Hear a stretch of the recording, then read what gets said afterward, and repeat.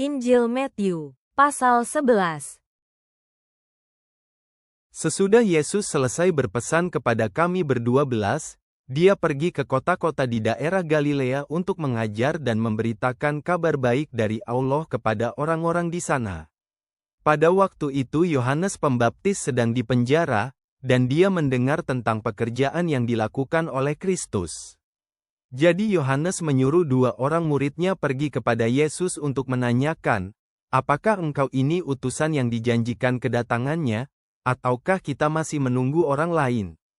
Jawab Yesus, "Kembalilah kepada Yohanes dan ceritakanlah apa yang sudah kalian dengar dan saksikan hari ini, yaitu bahwa sekarang banyak orang buta melihat, orang lumpuh berjalan, orang yang berpenyakit kulit menular disembuhkan, orang tuli bisa mendengar, orang mati dibangkitkan, dan kabar baik dari Allah sedang diberitakan kepada orang-orang miskin. Katakanlah kepadanya, sungguh diberkati Allah setiap orang yang tidak meragukan aku." Waktu murid-murid Yohanes itu baru saja pergi, Yesus mulai berbicara kepada orang banyak tentang Yohanes. Dia berkata, "Sebelum pelayananku dimulai, kalian sudah pernah pergi jauh keluar masuk padang belantara untuk melihat seseorang, bukan? Tentu kalian tidak pergi begitu jauh untuk melihat sesuatu yang biasa saja, karena memang tidak mungkin orang mau berjalan jauh hanya untuk melihat sehelai rumput yang bergoyang ditiup angin. Siapakah yang kamu cari waktu itu? Pasti bukan seseorang yang berpakaian indah, karena orang-orang yang berpakaian indah tidak ada di padang belantara, tetapi di istana raja. Jadi, apa yang kamu cari di sana? Seorang nabi, bukan? Ya, bahkan aku katakan kepada kalian bahwa kedudukan Yohanes jauh lebih penting daripada seorang nabi. Karena dialah yang dimaksudkan dalam tulisan kitab suci yang berkata, 'Perhatikanlah, aku akan menyuruh utusanku lebih dulu untuk menyiapkan jalan sebelum aku mengutus engkau.' Sejak Yohanes Pembaptis mulai melayani sampai sekarang, pekerjaan untuk mendirikan kerajaan Allah berkembang dengan cepat, sekalipun orang-orang menentangnya dengan kekerasan dan berusaha menguasainya. Aku menegaskan kepadamu, Yohanes Pembaptis lebih besar daripada semua orang yang pernah dilahirkan. Tetapi dalam kerajaan baru yang sudah mulai didirikan Allah, semua anggota kerajaannya itu akan dianggap lebih besar daripada Yohanes, bahkan orang yang berkedudukan paling rendah sekalipun. Karena seluruh nubuatan dalam hukum Taurat dan kitab para nabi tertuju pada zaman sekarang ini, yaitu zaman ketika Allah mulai mendirikan kerajaannya, yang berawal sejak Yohanes Pembaptis mulai melayani. Biarlah kalian tahu bahwa sebenarnya Yohanes adalah orang yang dinubuatkan untuk datang menggantikan Nabi Elia. Jangan sampai ajaranku tadi masuk telinga kanan keluar telinga kiri, renungkanlah itu. Sekarang aku akan memberikan kiasan yang menggambarkan keadaan orang pada zaman ini. Bayangkanlah 2 kelompok anak-anak yang bermain di halaman. Kelompok yang satu berseru kepada kelompok yang lain, "Setiap kali kami mengajak kalian bermain sesuatu, kalian selalu menolak. Waktu kami meniup lagu gembira dengan suling, kalian tidak mau menari.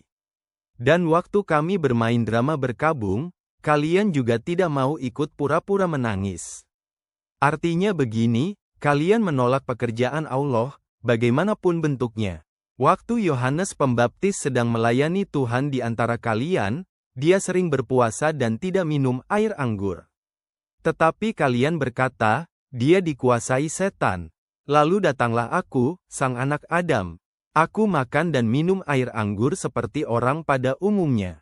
Tetapi kalian berkata, "Lihat, dia makan dan minum seperti orang rakus. Dia juga berteman dengan para penagih pajak dan orang-orang berdosa lainnya."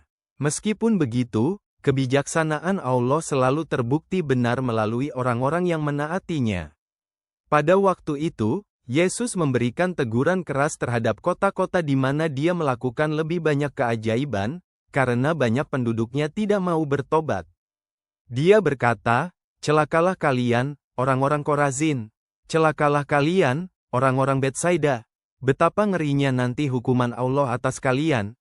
Karena seandainya keajaiban-keajaiban yang sudah aku lakukan di antara kalian terjadi juga pada zaman dulu di Tirus dan Sidon, maka sudah sejak lama mereka sungguh-sungguh bertobat dan menangisi dosa-dosa mereka. Karena itu aku sungguh-sungguh berkata kepadamu bahwa pada hari pengadilan nanti, hukuman bagi kalian akan jauh lebih berat daripada hukuman bagi penduduk Tirus dan Sidon. Dan kalian juga, hai penduduk Kapernaum, pikirmu kalian akan ditinggikan sampai mendapat kehormatan besar di surga?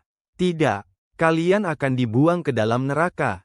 Karena seandainya keajaiban-keajaiban yang sudah aku lakukan di antara kalian terjadi pada zaman dulu di Sodom, mereka sudah bertobat dan kota itu akan tetap ada sampai sekarang. Karena itu aku sungguh-sungguh berkata kepadamu bahwa pada hari pengadilan nanti, hukuman bagi kalian akan jauh lebih berat daripada hukuman bagi penduduk Sodom. Pada waktu yang sama Yesus berkata lagi, Aku memuji Engkau, ya Bapa, Tuhan langit dan bumi, karena Engkau sudah merahasiakan ajaran-ajaran tentang kerajaan-Mu dari orang-orang yang bijak dan berpengetahuan, tetapi Engkau menyatakannya kepada siapa saja yang bersedia menerima ajaran benar dengan hati yang polos seperti anak-anak kecil. Karena, ya Bapa, sungguh itulah yang menyenangkan hatimu. Segala sesuatu sudah diserahkan Bapa kepadaku. Tidak seorang pun mengenal aku, yaitu anaknya, kecuali Bapa. Dan tidak seorang pun mengenal Bapakku kecuali aku dan orang-orang yang hendak aku perkenalkan kepadanya. Datanglah kepadaku, kamu semua yang lelah menanggung berbagai kesusahan berat. Aku akan menolongmu dan membuatmu lega. Tunduk dan bergantunglah padaku. Belajarlah dariku, karena aku rendah hati dan akan memimpinmu dengan lemah lembut. Maka kamu pun akan merasa lega. Karena bila kamu tunduk dan bergantung padaku, bebanmu yang berat menjadi ringan, dan beban yang aku berikan pun ringan. Penebus yang lembut. Engkau mengundang mereka yang letih untuk datang dan menemukan istirahat di dalam-Mu.